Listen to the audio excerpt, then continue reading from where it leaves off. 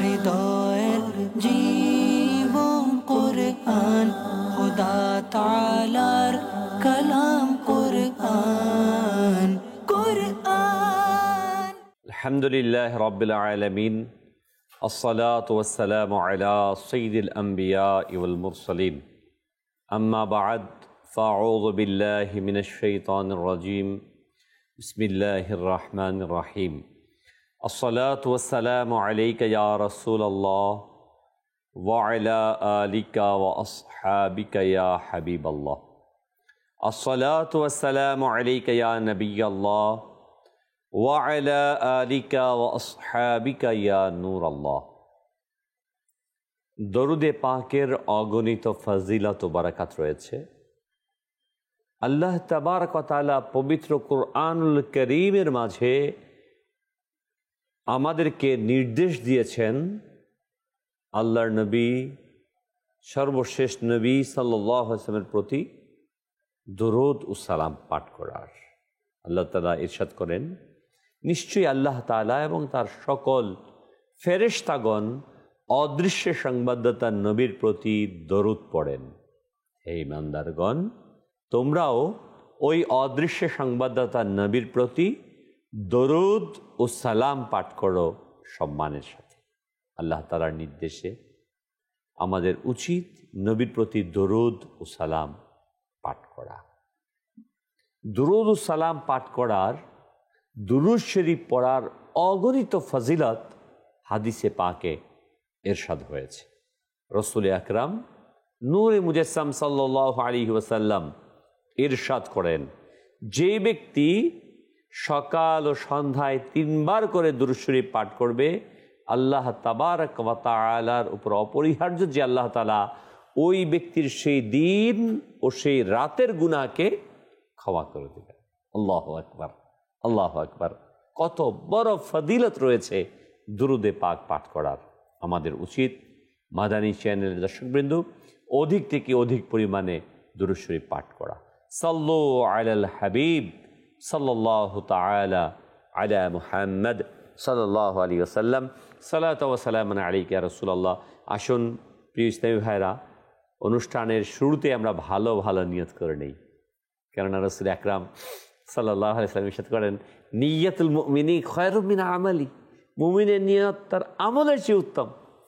আল্লাহ তাআলার সন্তুষ্টির জন্য, সওয়াব হাসিলের জন্য, ইলমে দ্বীন অর্জনের জন্য, আমার রব তাআলার বাণীকে শোনার জন্য, সে অনুযায়ী আমল করে নিকট পৌঁছে দেওয়ার জন্য আমরা এই অনুষ্ঠান শেষ পর্যন্ত শ্রবণ করব ইনশাআল্লাহ আজ্জা ওয়া জাল।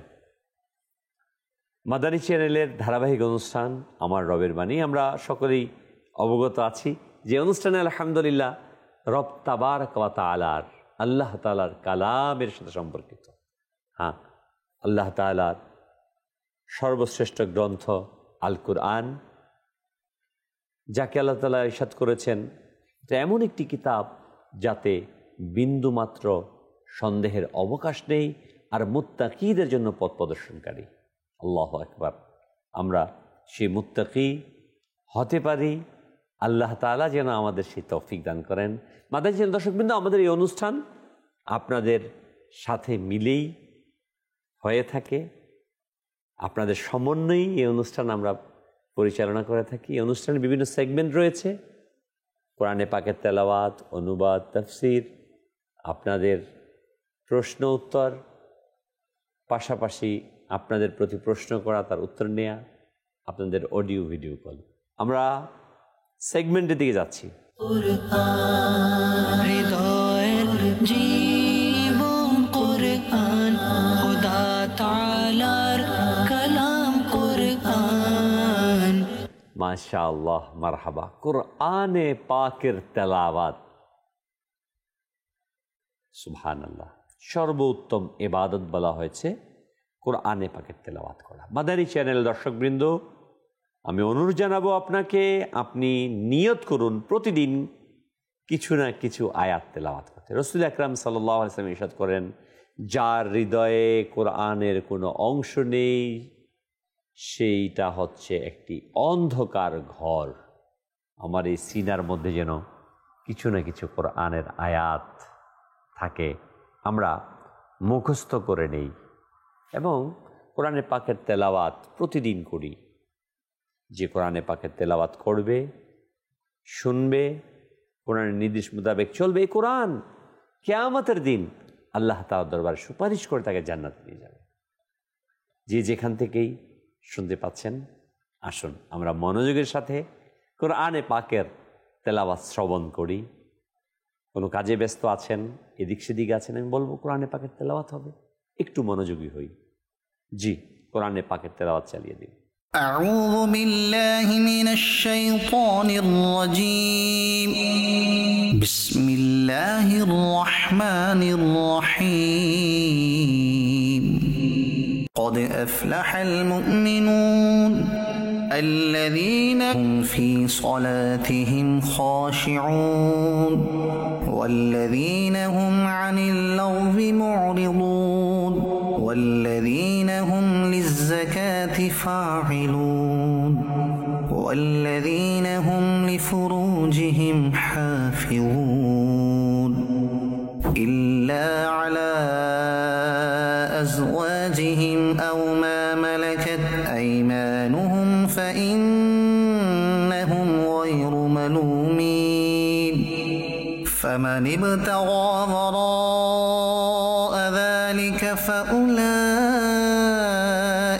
هم العادون والذين هم لأماناتهم وعهدهم راعون والذين هم على صلواتهم يحافظون أولئك هم الوارثون الذين يرثون الفردوس هم فيها خالدون صدق الله العظيم. সুবহানাল্লাহ, সুবহানাল্লাহ। আমরা শুনছিলাম সূরা মুমিনুনের 1 থেকে 11 নম্বর আয়াত পর্যন্ত। মাদানী চ্যানেলের দর্শকবৃন্দ, এই সূরাটি হচ্ছে মুমিনের বৈশিষ্ট্যগুলো কি কি, মুমিনের পরিচয় নিয়ে আল্লাহ রাব্বুল আলামিন এই সূরাটিকে অবতীর্ণ করেছেন। এই আয়াতে কারিমার মাঝে আমি মুমিন হতে চাই, মুত্তাকি হতে চাই, প্রকৃত মানুষ হতে চাই।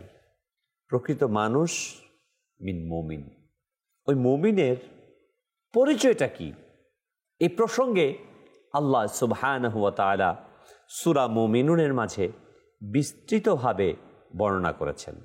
সূরা মুমিনুন, এটা এই সূরাটি মক্কাতুল মুকাররমাতে অবতীর্ণ হয়েছে। এই সূরার মাঝে 6টি রুকু, 118টি আয়াত, 1840টি পদ এবং 4802টি বর্ণ আছে। আল্লাহ সুবহানাহু ওয়া তাআলা ইরশাদ করছেন সূরা মুমিনুন, বিসমিল্লাহির রহমানির রহিম, আল্লাহর নামে আরম্ভ যিনি পরম দয়ালু করুণাময়। কদ আফলাহাল মুমিনুন, নিশ্চয়ই সফল কাম হয়েছে ঈমানদারগণ। আল্লাযীনা হুম ফি সালাতিহিম খাশিউন, যারা নিজেদের নামাজের মধ্যে বিনীত নম্র হয়েছে।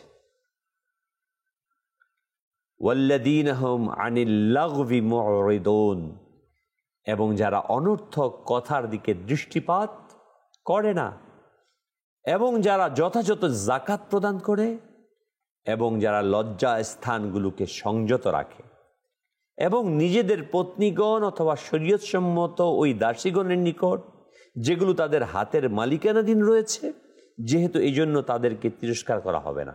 সুতরাং যারা এই 2 প্রকার ব্যতীত অন্য কিছু কামনা করে তারাই হয় সীমা লঙ্ঘনকারী, এবং ওই সব লোক যারা তাদের আমানতগুলো ও নিজেদের প্রতিশ্রুতি রক্ষা করে এবং ওই সব লোক যারা নিজ নিজ নামাজ সমূহের প্রতি যত্নবান, এসব লোকরাই উত্তরাধিকারী, যে তারা ফেরদাউসের উত্তরাধিকার পাবে, তারা তাতে চিরস্থায়ী থাকবে।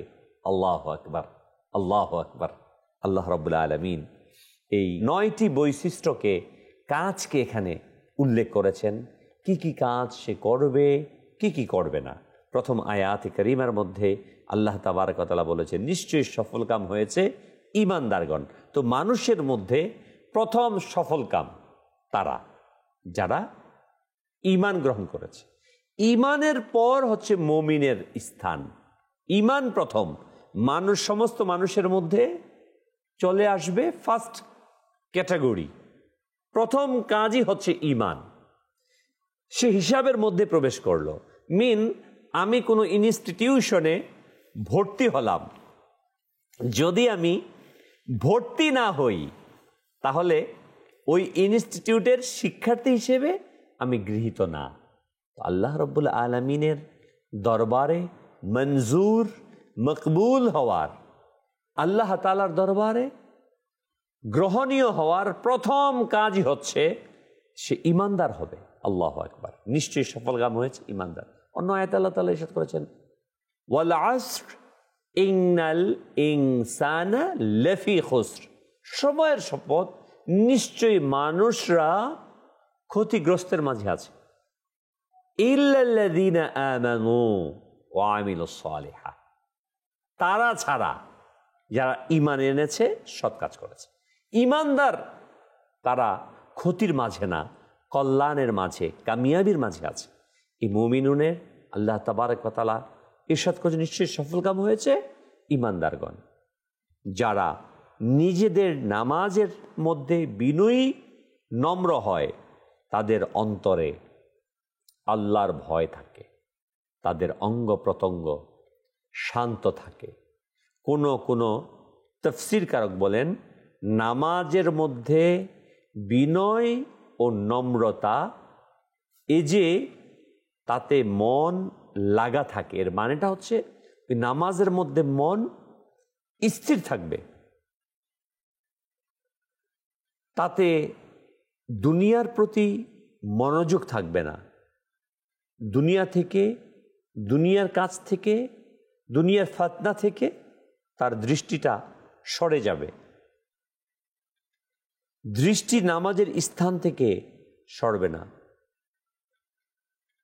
তাকাই না নামাজে, এটা না, নামাজের দিকে, নামাজের জায়গাতে, সিজদার জায়গাতে স্থির থাকবে।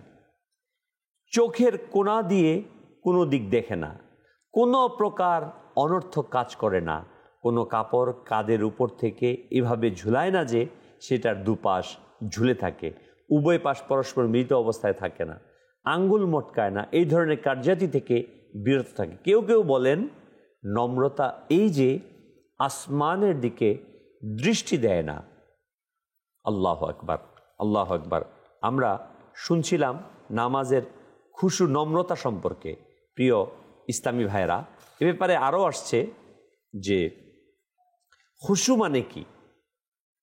খুশু হচ্ছে নামাজের ভিতর মনোযোগ, বিনয়ী ও নম্রতার, আল্লাহর সামনে নিজেকে ছোট করা, বাহ্যিকভাবে শান্ত থাকা। খুশু কেন প্রয়োজন? রসুল আকরাম নূরে মুজাসসাম সাল্লাল্লাহু আলাইহি ওয়াসাল্লাম ইরশাদ করেন, অনেক নামাজি আছে যার নামাজ থেকে সে কিছুই পায় না, শুধু ক্লান্তি ও কষ্ট ছাড়া, কারণ খুশু ছিল না। আল্লাহু আকবার। হযরতে আলী কাররামাল্লাহু ওয়াজহাহুল কারীম, তিনি যখন নামাজে দাঁড়াতেন কাঁপতে শুরু করতেন। কেউ জিজ্ঞাসা করলো আল্লাহ, তিনি বলতেন জিজ্ঞাসা করলে যে আল্লাহর সামনে দাঁড়াতে যাচ্ছি, কিভাবে না কাঁপি? হযরতে আমর ইবনে আস রাদিয়াল্লাহু তাআলা আনহু এর বর্ণনা এসেছে, একবার এক সাহাবীর পায়ে তীর বিঁধে গেলেন। তারা, ওই সাহাবায়ে কেরাম, তার পা থেকে নামাজে দাঁড়িয়ে থাকা অবস্থায় তা বের করলেন, কিন্তু তিনি কোনো টেরই পেলেন না। প্রিয় ইসলামী ভাইয়েরা, আমরা শুনছিলাম খুশু সম্পর্কে, নামাজের মধ্যে একাগ্রতা, হুজুরি কলব, আমরা কিভাবে তৈরি করব। কিভাবে আমাদের মাঝে নামাজে মনোযোগ আসবে, কেননা প্রথম ঈমান গ্রহণের পর প্রথমেই বলা হয়েছে নামাজের মধ্যে বিনয়ী নম্র হয়, খুশু থাকবে, হুজু থাকবে তার। আল্লাহু আকবার। সেটা প্রথম কাজ হচ্ছে। এর জন্য কয়েকটা স্টেপ আছে। আমি কিভাবে আমার নামাজের প্রতি একাগ্রতার সাথে মনোনিবেশ করব। এর জন্য প্রথম হচ্ছে নামাজের মাঝে আমরা যা করছি, অ্যাক্টিভিটিসগুলো, কাজগুলো, এটা সম্পর্কে পরিপূর্ণ ধারণা থাকা, শুদ্ধভাবে সে কাজগুলো করা। যেমন নামাজের মধ্যে আমি কোরআনে পাকের তেলাওয়াত করছি, আলহামদুলিল্লাহ রাব্বিল আলামিন আর রহমানির রহিম তেলাওয়াত করছি, সূরা তেলাওয়াত করছি, তাশাহুদ পাঠ করছি, আত্তাহিয়াতু লিল্লাহ, তাকবীর বলছি, আল্লাহু আকবার, সামি আল্লাহু লিমান হামিদা, রব্বানা লাকাল হামদ, আল্লাহু আকবার, সুবহানাল্লাহি ওয়া বিহামদি। এই তাসবিহগুলো পাঠ করছি, তাশাহুদ পড়ছি, কোরআনের তেলাওয়াত করছি। প্রথম কাজ এগুলোর শুদ্ধতা নিয়ে আসা, 1 নম্বর।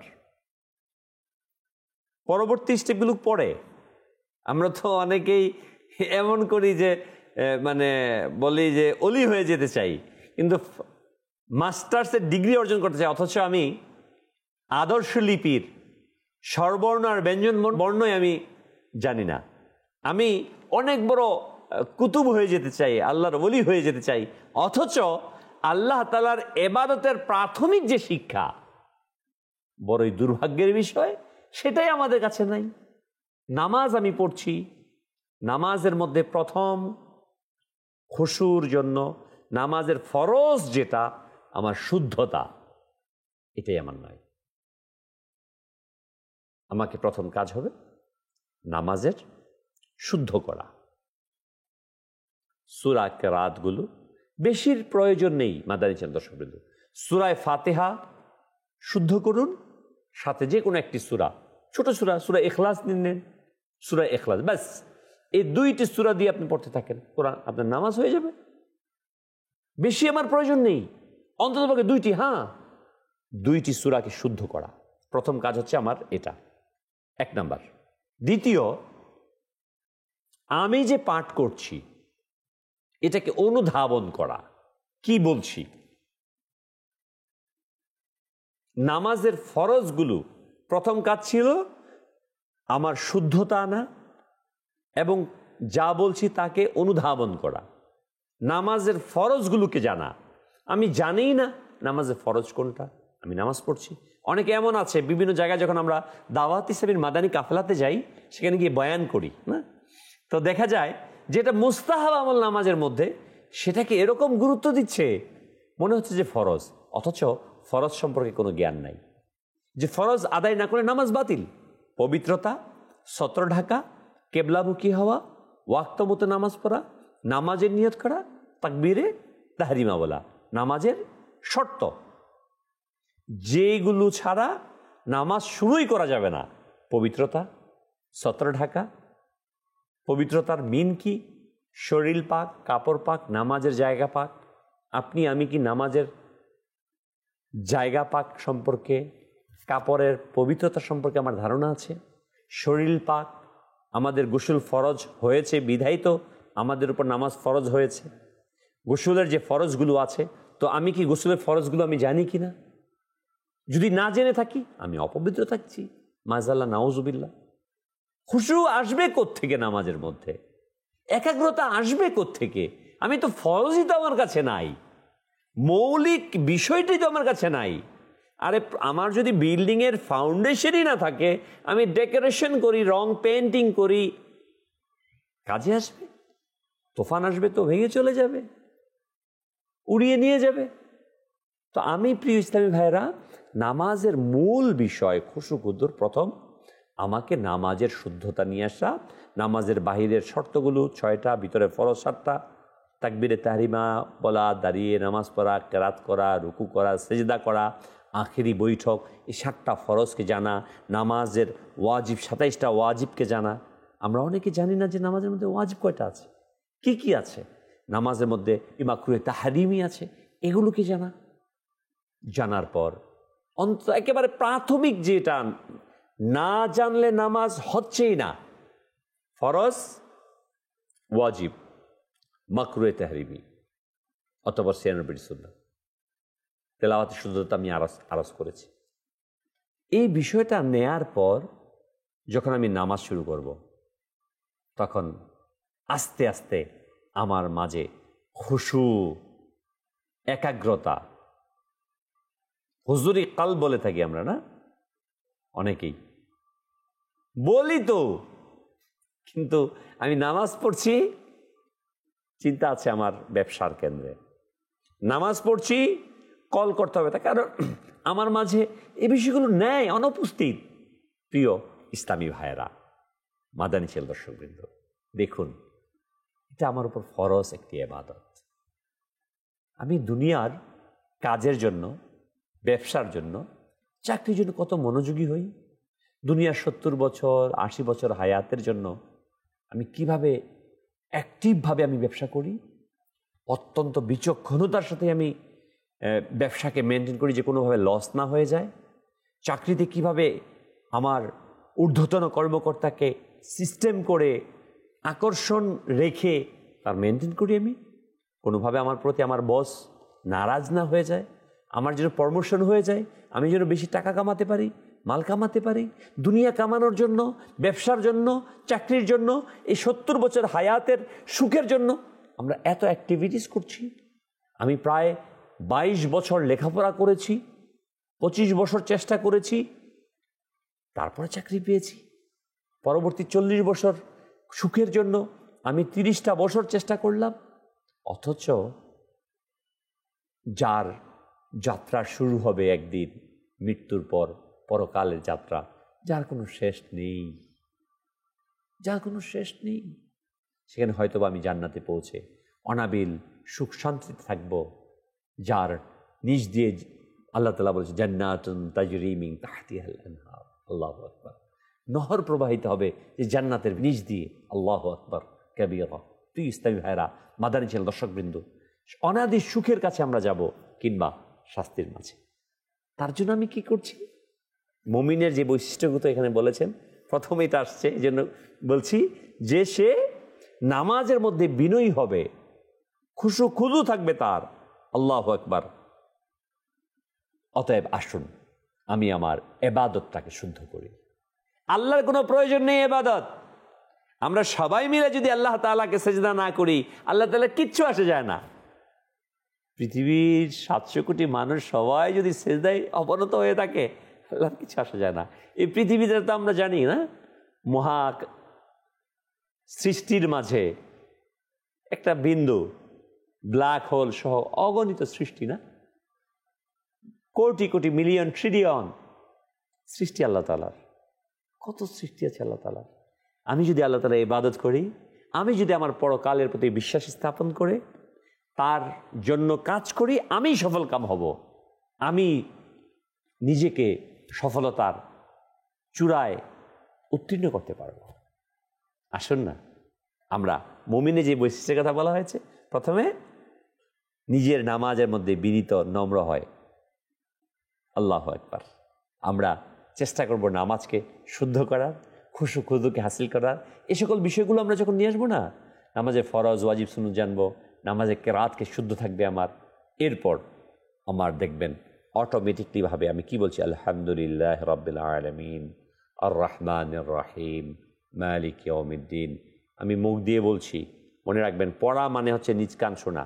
ইমাম সাহেবের পিছনে যখন আমি নামাজ পড়ি তখন কেরাত পড়তে হবে না, কিন্তু একা একা যখন আমি নামাজ পড়ি তখন অবশ্যই কেরাত যে আমি পাঠ করব, তাসবিহ তাহলিল পাঠ করব। পাঠ তাকে বলা হয়, পাঠের সংজ্ঞা হচ্ছে নিজের কান শুনতে হবে। যদি নিজের কান ওই তেলাওয়াত না শুনে, তাহলে ওইটা তেলাওয়াত হিসেবে গৃহীত হবে না, পাঠ হিসেবে গৃহীত হবে না। অতএব আল্লাহ, আপনি যখন যে আওয়াজটা নিজের কান শুনবে, আরেকজনে না, এতটুকু আওয়াজ যে নিজের কান শোনা যায়, এই আওয়াজে আপনি তেলাওয়াত করবেন। যখন আপনি তেলাওয়াত করছেন আলহামদুলিল্লাহ রাব্বিল আলামিন, শুদ্ধ হচ্ছে। অনুবাদটা আপনার মস্তিষ্কের মাঝে চলে আসছে। সমস্ত প্রশংসা আল্লাহর। আর রহমান রাহিম, করুণাময় দয়ালু, মালিক ইয়াউমিদ্দিন, বিচার দিবসের মালিক আসতেছে। মানুষের কথা এবং চিন্তা, এর বাইরে তো আর কিছু থাকে না। অটোমেটিকলি আপনি নামাজের ভিতর প্রবেশ করবেন। খুশু, খুদু, একাগ্রতা, দুনিয়ার সমস্ত কিছু চলে যাবে। আপনি ভিতরে প্রবেশ করবেন। আল্লাহ তাআলার ভয়, আল্লাহ তাআলার খৌফ তখন আপনার হৃদয়ের মাঝে জাগ্রত হবে।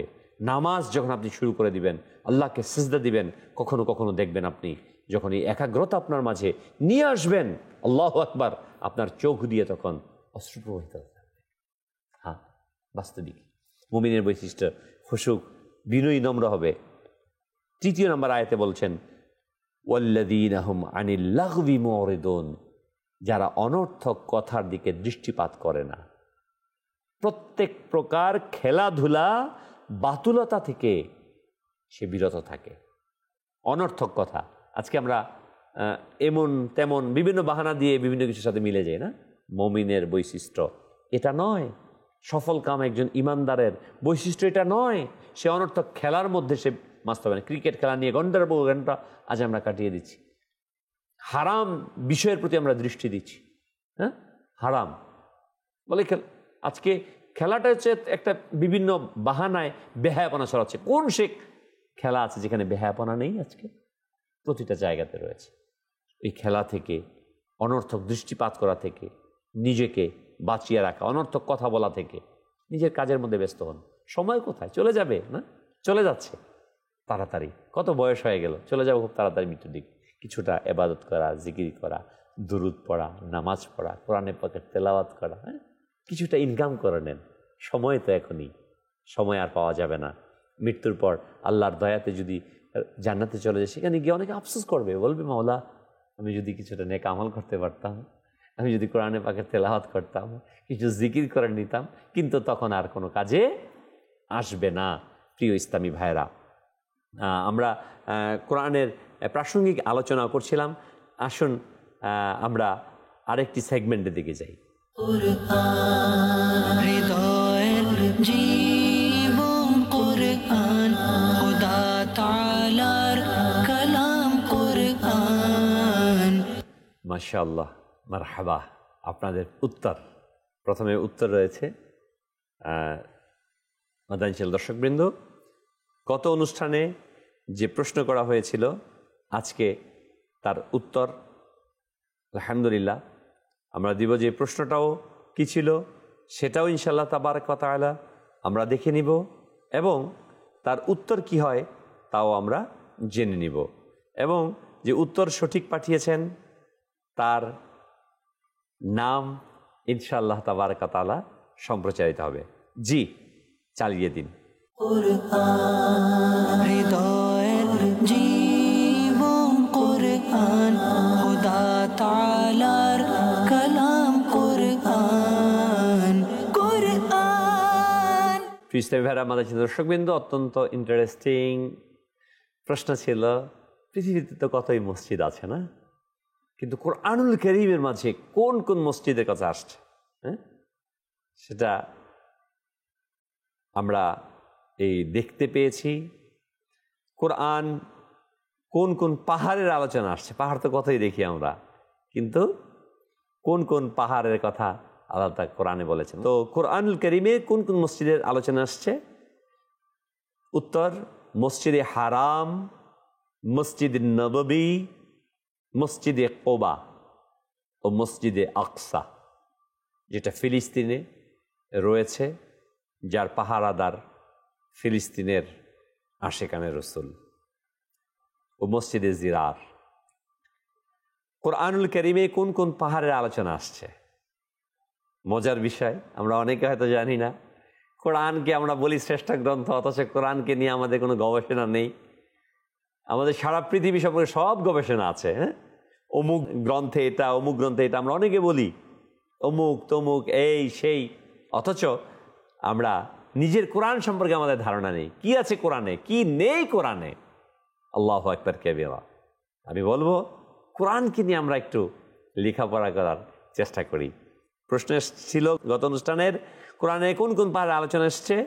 তুর পাহাড়, সাফা মারওয়া, জুদি পাহাড়। আল্লাহু আকবার। তুর পাহাড় যেখানে মুসা আলাইহিস সালাম আল্লাহ তাআলা সাথে কথা বলেছিলেন। সাফা মারওয়া যা সাই করা হয় হজের সময় ওয়াজিব। আর জুদি পাহাড় যেখানে নূহ আলাইহিস সালামের নৌকা গিয়ে থেমেছিল। এর সঠিক উত্তর দিয়েছেন আমাদের রায়হান আলমগীর ভাই, হাজীগঞ্জ, চাঁদপুরের। আপনাকে আন্তরিক মোবারকবাদ, অভিনন্দন। পরবর্তী সেগমেন্ট, হৃদয়ের জীবন কুরআন, খোদা তাআলার কালাম কুরআন। মাদানী দর্শকবৃন্দ, আজকের প্রশ্ন আপনিও লিখে নিন, সম্ভব হলে খাতা কলম নিয়ে নিন, ডায়েরি নিয়ে নিন, মোবাইলে থাকলে টাইপ করে নিন এবং পাঠিয়ে দিন। চেষ্টা করুন, আপনার এই প্রচেষ্টা আপনার এলমকে সম্প্রসারিত করবে। একটা খুঁজতে গিয়ে তখন অন্য এলিমও আপনার কাছে চলে আসবে ইনশাআল্লাহ আজ্জা ওয়া জাল। জি, চালিয়ে দিন আজকের প্রশ্ন। হৃদয়ের জীবন কুরআন, খোদা তাআলার কালাম কুরআন। কুরআন কোরআনে পাকে তো আমরা অনেক কিছু জানি, আমরা পৃথিবীতে অনেক কীট পতঙ্গ দেখে থাকি, কিন্তু কোরআনুল কারীমে কোন কোন কীট পতঙ্গের নাম এসেছে? মজার বিষয় না? জানা দরকার। এটা আমরা জানতে পারবো একটু চেষ্টার মাধ্যমেই। দ্বিতীয় প্রশ্ন, আল কোরআনে কোন কোন ফেরেশতার নাম? আল্লাহ তাআলার তো অসংখ্য ফেরেশতা আছে না? ওই অসংখ্য ফেরেশতার মাঝে কোন কোন ফেরেশতার নাম কোরআনুল কারীমের মাঝে আল্লাহ সুবহানাহু ওয়া তাআলা দিয়েছেন, বর্ণনা করেছেন, সেটা আলহামদুলিল্লাহ রাব্বিল আলামিন আমরা জানতে পারবো।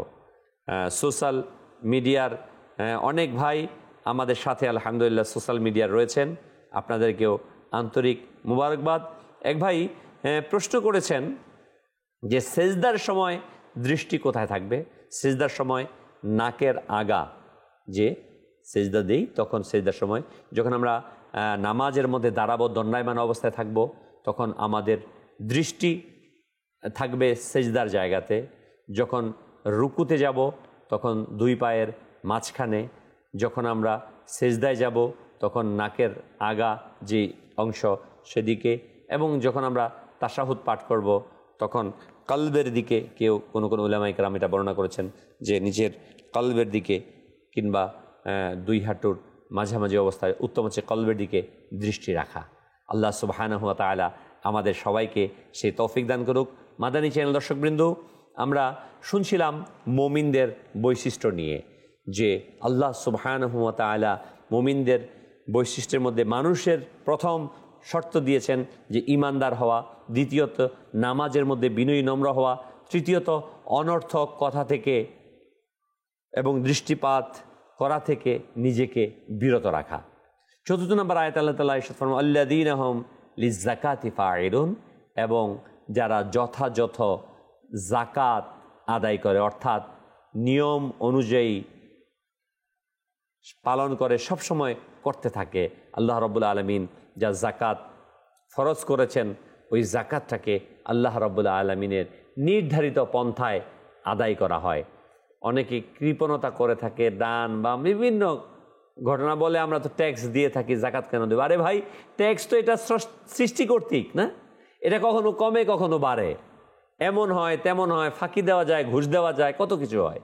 কিন্তু যে রব তাআলা, দেখেন আমরা একটা দেশের নাগরিক, দেশের আইনকে ফলো করি, অথচ যেই স্রষ্টা দেশকে দিলেন, সৃষ্টি করলেন, যেই স্রষ্টা আমাকে মানুষ বানালেন, ওই স্রষ্টারই আমরা রুলসকে, আইনকে, ইবাদতকে করতে কষ্ট পাই না।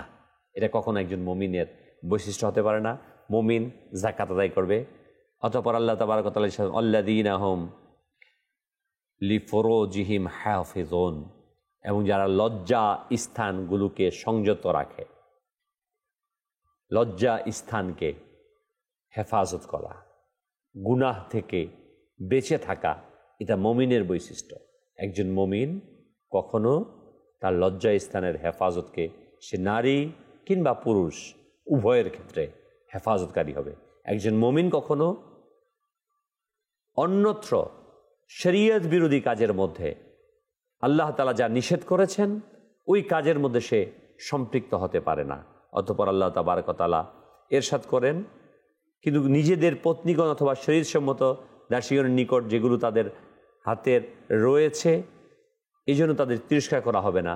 অর্থাৎ পত্নীগণ সহধর্মিণী যারা আছে তাদের সাথে স্বামী স্ত্রী একসাথে বসবাস এ ব্যাপারে কোনো আসবে না। আপন বিবি বৈধ পন্থায় মৃত হওয়ার ক্ষেত্রে এটা কোনো নিষেধাজ্ঞা নেই। অতঃপর আল্লাহ তাবারক ওয়া তাআলা আরও এর সাথে, সুতরাং যারা এই দুই প্রকার ব্যতীত অন্য কিছু কামনা করে তারাই হচ্ছে সীমা লঙ্ঘনকারী, যে হালাল থেকে হারামের দিকে অতিক্রম করে। এ থেকে বোঝা যায় যে হাত দ্বারা যৌন প্রবৃত্তি মেটানো এটা হারাম। হ্যাঁ, সাঈদ ইবনে জুবায়ের রাদিয়াল্লাহু তাআলা আনহু বলেন, আল্লাহ তাআলা এমন এক সম্প্রদায়কে শাস্তি দিয়েছেন যারা নিজেদের লজ্জাস্থান দ্বারা খেলাধুলা করত। মিন যে কথা বলা হলো, আজ যুব সমাজ ধ্বংসের দ্বার প্রান্তে চলে যাচ্ছে। কে বুঝাবে, কে রাখবে? সমস্ত কিছুকে ধ্বংস করে দিচ্ছে, কারণ তাদের কাছে কোরআনের জ্ঞান নেই। আল্লাহ সুবহানাহু ওয়া তাআলা মানুষকে সৃষ্টি করেছেন, কিছু কিছু বিষয় দিয়েছেন, ওই বিষয়গুলো থেকে হেফাজত থাকতেই হবে, না থাকলে সে ধ্বংসের অতল গহ্বরে তলিয়ে যাবে। আর আল্লাহ রাব্বুল আলামিন এই বিষয়গুলোকেই কোরআনের মাঝে বলে দিয়েছেন কত সুন্দরভাবে, না? অথচ আমরা না জানার কারণে সে বিষয় থেকে আমরা একেবারে উদাসীন। আমাদের উচিত কোরআনকে জানা, আমি নিজে পড়া, আমার সন্তানকে পড়ানো। এই যে আজকে যে বিষয়টা আমরা পড়লাম, এই বিষয়টা জানলাম, এটা হারাম স্পষ্ট, অথচ অনেক আছে যারা এ ব্যাপারে অবহিত না। আমি বলবো আপনি আপনার সন্তানকে এই কোরআনের অনুবাদটা পড়ান। কানজুল ঈমান শরীফকে সংগ্রহ করুন, মোবাইল অ্যাপস আছে, প্লে স্টোরে গিয়ে কানজুল ঈমান লিখুন, চলে আসবে সাথে সাথে। ডাউনলোড করে এই সূরা মুমিনুন তাকে অনুবাদ এবং তাফসির পড়ান। এই তাফসিরের মাঝে সব আছে। আমি যে আরজ করছি মেজরিটি এই তাফসিরের মাঝে রয়েছে, এখানে লেখা আছে। আমি বলবো আপনাকে কোরআনকে পড়ুন, নিজের জীবনটাকে বাঁচান, সন্তানকে বাঁচান, আপনার পরিবারকে বাঁচান। কোরআনে আল্লাহ তাআলা বলেন, ইয়া আইয়ুহাল্লাযীনা আমানু কু আনফুসাকুম ওয়া আহলিকুম নারা ওয়াকুদুহান নাস ওয়াল হিজারা। হে ইমানদারগণ, তোমরা তোমাদেরকে এবং তোমার পরিবারকে ওই আগুন থেকে বাঁচাও যার জ্বালানি হবে মানুষ এবং পাথর। আজকে আমি নিজে বাঁচতে পারছি, আমার সন্তানকে বাঁচাচ্ছি। শুধুমাত্র আমাদের টার্গেট হয়ে গেছে দুনিয়ার লেখাপড়া করতে হবে, চাকরি করতে হবে, ব্যবসা করতে হবে, মাল কামাতে হবে, ঘর বানাতে হবে, গাড়ি কিনতে হবে। এটাই আমার টার্গেট না। এটা তো 60 বছরের ব্যাপার, 70 বছরের ম্যাটার, 80 বছরের ম্যাটার। তারপর কি হবে? আল্লাহ আমাদেরকে বুঝ দান করো, আমরা যেন আমাদের নিজের প্রতি দয়া করি, আমার সন্তানের প্রতি দয়া করি। আল্লাহ তাবারক ওয়া তাআলা অতঃপর ইরশাদ করছেন, এবং ওই সব লোক যারা তাদের আমানতগুলো ও নিজেদের প্রতিশ্রুতি রক্ষা করে, চাই ওই আমানতগুলো আল্লাহর হোক, সৃষ্টির হোক, অনুরূপভাবে অঙ্গীকার আল্লাহর সাথে হোক, সৃষ্টির সাথে হোক, সবটি পূরণ করা অপরিহার্য। স্রষ্টার সাথে আমরা প্রতিশ্রুতি দিয়ে আল্লাহ তাআলার কাছ থেকে পৃথিবীতে এসেছি, মাওলা আমরা তোমার হুকুম মানব। আমরা ভুলে গেছি সেটা। রূহ জগতের আল্লাহর সাথে যে ওয়াদা, এবং পাশাপাশি আমরা দুনিয়াতে স্বীকার করেছি আল্লাহর সাথে ওয়াদা করছি, আল্লাহ নবীর সাথে ওয়াদা করেছি, লা ইলাহা ইল্লাল্লাহু মুহাম্মাদুর রাসূলুল্লাহ সাল্লাল্লাহু আলাইহি সাল্লাম, আল্লাহ ছাড়া কোনো ইলাহ নাই, মুহাম্মদ সাল্লাল্লাহু আলাইহি ওয়াসাল্লাম আল্লাহর রাসূল। আমরা স্বীকার করেছি, বলেছি। এটা যদি বলে থাকি, স্বীকার করে থাকি, কোনো ইলাহ আল্লাহ ছাড়া কোনো কারো হুকুমকে আল্লাহর সাথে কন্ট্রাডিক্ট হয়, সেটাকে মানা যাবে না। আল্লাহ রাব্বুল আলামিন যে নির্দেশ দিয়েছেন, আল্লাহ তাআলার নির্দেশগুলোকে ফলো করতে হবে। মুহাম্মদুর রাসূলুল্লাহ সাল্লাল্লাহু আলাইহি ওয়াসাল্লাম, আল্লাহ তাআলার নবী সাল্লাল্লাহু আলাইহি ওয়াসাল্লাম আমাদের কাছে আসছেন, তার ইত্তেবা করা। এই যে আল্লাহ এবং তার রাসূলের সাথে আমরা ওয়াদা করেছি, আল্লাহর হুকুম তার রাসূলের হুকুমকে মানব, কিন্তু আমি সেই ওয়াদা থেকে বের হয়ে চলে আসছি, স্রষ্টার ওয়াদাকে খেলাফ করছি, স্রষ্টার সর্বশ্রেষ্ঠ মাহবুব হুজুর আকরাম নূরে মুজাসসাম সাল্লাল্লাহু আলাইহি ওয়াসাল্লামের সাথে ওয়াদাকে আমরা খেলাপ করছি।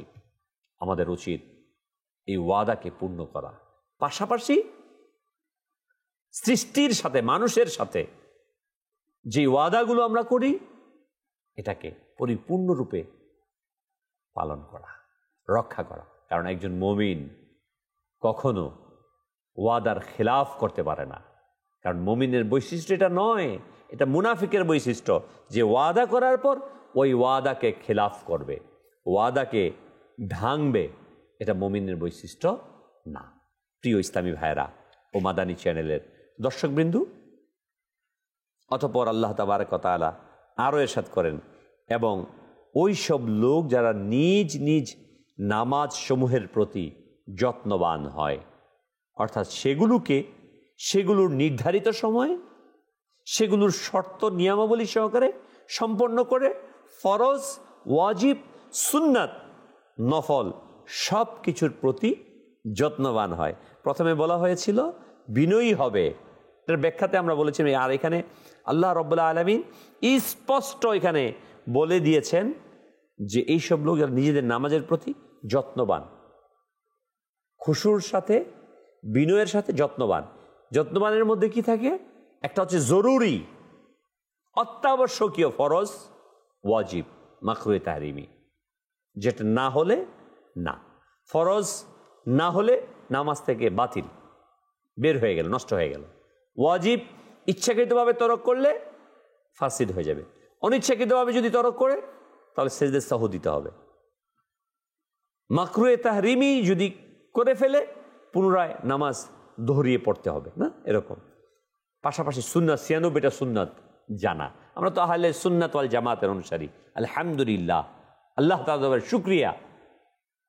তো আমাদের নামাজের মাঝে ৯৬টা সুন্নাত আছে, আমরা সেগুলো জানি না। মাকরুহে তানজিহ রয়েছে, এগুলো আমরা জানি না। মুস্তাহাব রয়েছে, সেগুলো আমরা জানি না।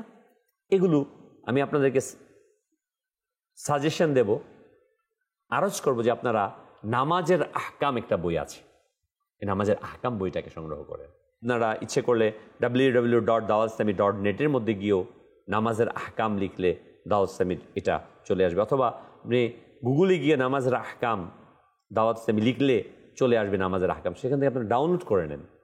এটা অত্যন্ত জামে একটি কিতাব, হানাফি মাযহাবের অত্যন্ত সুন্দর একটি কিতাব।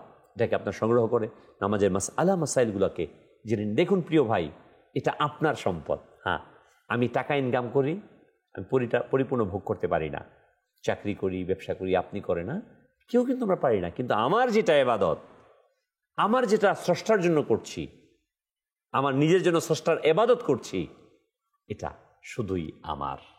অতএব আমাদের উচিত হবে যেন আমরা আল্লাহ সুবহানাহু ওয়া তাআলার ইবাদতে মশগুল হই। প্রিয় ইসলামী ভাইরা, মুমিনের বৈশিষ্ট্যগুলোর মধ্যে পরবর্তীতে রয়েছে এইসব লোকই উত্তরাধিকারী, আল্লাহু আকবার, যে তারা ফেরদাউসের উত্তরাধিকারী পাবে, তারা তাতে চিরস্থায়ী। এই বৈশিষ্ট্যগুলো যার মাঝে থাকবে তারা ফেরদাউসের উত্তরাধিকারী পাবে, আল্লাহু আকবার, তারা তাতে চিরস্থায়ী থাকবে। কারণ এটাও তো আদম আলাইহিস সালাম জান্নাতেই ছিলেন, পৃথিবীতে আগমন করেছেন, আবার আছেন। উত্তরাধিকারী হিসেবেই আমরা ইনশাআল্লাহ তাবারক ওয়া তাআলা সেখানে যাব, যদি আমাদের মাঝে যেই দোষগুলো আছে এই দোষগুলো থেকে আল্লাহ তাআলার হারামকৃত যে বিষয়গুলো আছে, আল্লাহ তাআলার সাথে আমরা যে ওয়াদা করেছি, এই ওয়াদাগুলোকে আমরা পালন করতে পারি, হারাম থেকে বিরত থাকতে পারি। আর যা বৈধ বিষয়ের প্রতি উদ্বুদ্ধ করেছেন, এই উদ্বুদ্ধ আমি নিজে করতে পারি, তখনই আমি জান্নাতুল ফেরদাউসের মাঝে যেতে পারবো। আসুন না, আপনাকে আমি কল্যাণের দিকে আহ্বান করছি, হাকিকি সফলতার দিকে আপনাকে আহ্বান করছি। আমরা অনেকে ভাবি যে আমি মাসে 1 লাখ টাকা ইনকাম করছি, 5 লাখ টাকা ইনকাম করছি, হয়তো আমি সফল হয়ে গেছি। বলি অমুকের ছেলে মাসে 10 লাখ টাকা কামাচ্ছে, সফল না, ক্ষণস্থায়ী, সামান্য সময়। সফল সে যে ঈমানের সাথে পৃথিবী থেকে বিদায় নিতে পেরেছি, জান্নাতে প্রবেশ করতে পেরেছি, হ্যাঁ, সেটা চিরস্থায়ী হবে। অতএব আমি আপনাকে চিরস্থায়ী কল্যাণের দিকে আহ্বান করছি। আসুন প্রিয় ভাই, চলে আসুন। দাওয়াত ইসলামী আপনাকে আহ্বান করছে, মাদানী চ্যানেল আপনাকে আহ্বান করছে। চলে আসুন, আমরা বেহায়াপনাকে ছেড়ে দেই, আমরা অন্যায়কে ছেড়ে দেই, আমরা আল্লাহ তাআলা যেটাকে হারাম করেছেন, ওই সুদ, ঘুষ, কুদৃষ্টি, মিথ্যা, গীবত, চুগলখুরি থেকে নিজেকে ফিরে আনি। মুমিনের যে বৈশিষ্ট্যের কথাগুলো আমরা শুনতে পারলাম সূরা মুমিনুনের প্রথম 11 আয়াতের মাঝে, আমরা যেন এই গুণাবলী হতে পারি, এই গুণাবলীগুলো আমাদের মাঝে নিয়ে আসতে পারি। আর আনার জন্য সহজ পদ্ধতি হচ্ছে একটি ভালো সংস্পর্শ আসা। আলহামদুলিল্লাহ, দাওয়াত ইসলামী আমাদেরকে সেই ভালো সংস্পর্শ দিচ্ছে, সোহবত দিচ্ছে। আমি আপনাকেও দাওয়াত দিব, আপনিও দাওয়াত ইসলামীর মাদানী কাফলাতে সফর করুন। মাদানী চ্যানেল দেখুন, আমাদের বিভিন্ন সময় বিভিন্ন কোর্স, 63 দিনের কোর্স, 40 দিনের কোর্স, বিভিন্ন 7 দিনের কোর্সগুলো হয়ে থাকে।